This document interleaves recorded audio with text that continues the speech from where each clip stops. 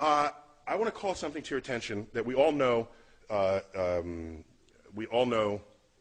intuitively, whether or not you've thought about it explicitly. You go around the world and you find times and places where nations have excelled in one subject or another. There's a birth of that period of where they excel, and then there's a peak, and sometimes it drops off, and sometimes they hang on. And so you can ask the culture of that. What was going on in that nation to support those discoveries? And then what happened when they ended? And so I call that sort of naming rights. If you were there first and you did it best, you name things. Particle physics in this country, in the United States, was like going gangbusters after the Second World War. And the discovery of atomic elements, look at the periodic table. There's berkelium, californium, you know, we got half the United States up there in the upper, heavier elements of the periodic table. Am I right there, Sir Weinberg? Okay, I don't wanna That's not because the world liked California or Berkeley. It's because the work was done here. It's because there was an effort to excel in just those subjects. And it shows up in other ways. I'll give you just briefly. You know, part of the naming rights is that you don't have to name it. So, for example, while we didn't invent the internet, we certainly exploited it here in America. We did that sort of first and best. And so your email address does not end in .us. Everybody else is in the world. They got to say what country they came from. We don't. Okay? It's simple, but it's the consequence of being there first and doing it better than anyone had done it before. Do you know that the British postage stamp is the only postage stamp in the world that does not identify the country of origin? Because they invented postage stamps. So why should they have to say what country it is? It's their invention. Okay? Check them out. It's just the facts of this. The constellations of the night sky, it's the Greek and Roman, and it's lasted to this time because they did a really good job thinking that stuff up. All the mythologies of the heavens, that really stuck with us. All right, so I'm going to make a larger point, not to get gratuitous on you here, but September 11, 2001, as we all know, this was going on in New York City. This is the view outside of my window. I live 4 blocks from ground zero. Excuse me, this is the corner of the building in which I live. I went outside to get this view. I was at the time judging whether I should go collect my daughter, who was in an elementary school 2 blocks north of the North Tower. North is to the right in this picture. So I want to get a closer view with a highly magnified zoom lens to see what, while that was happening, the plane flew into the South Tower. And so no one was thinking terrorism until the second one was hit. The first one was just sort of a bad tragedy. And so these are just 3 frames from my camcorder. This is at t equals 0. This is 1 second, well, like actually a fraction of a second. The plane was moving probably 500 miles an hour.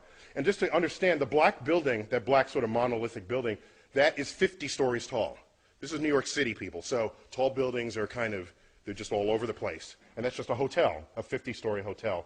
And it's the towers are foreshortened because they're the angle at which this is shown.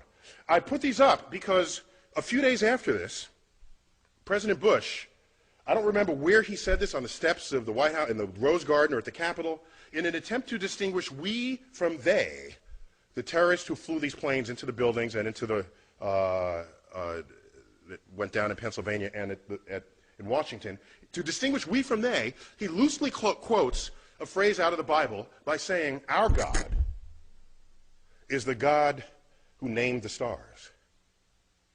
Now, this is before I was on his Rolodex, okay?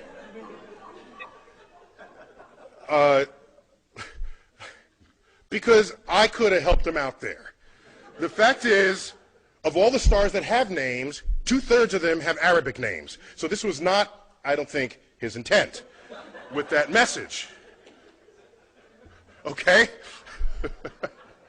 While the constellations are Greek and Roman, the names are Arabic, all right? And the list just goes on and on and on and on. And so where does this come from? How does this happen?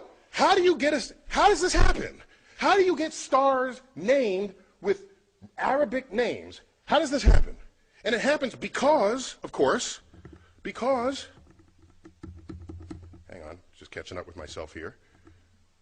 Okay? It happens because there was this particularly fertile period that Professor Weinberg duly discussed. And around that period, that 300-year period, the intellectual center of the world was Baghdad.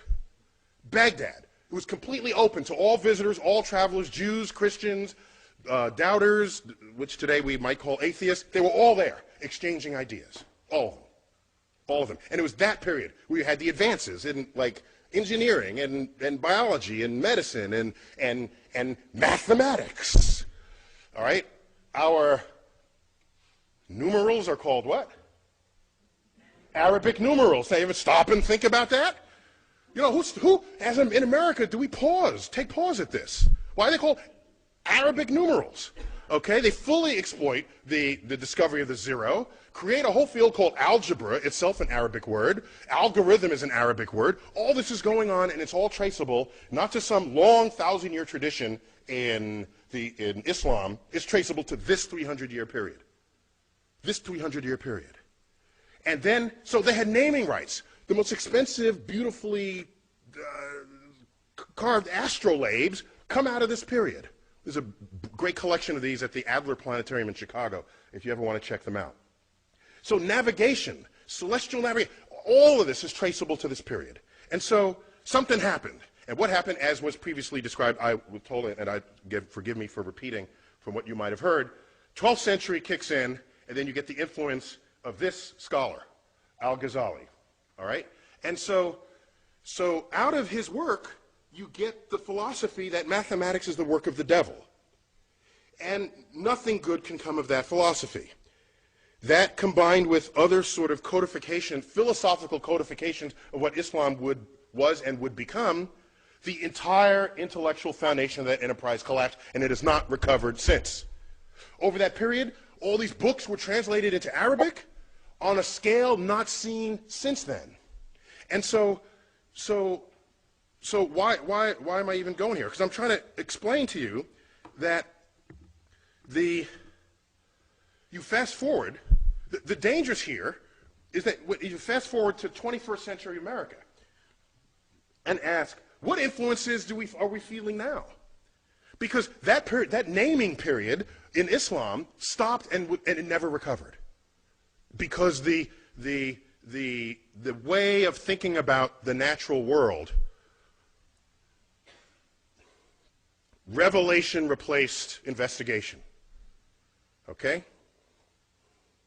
So I fast forward to 21st century, and what do you find? You get things like this. Okay? This is in America. All right?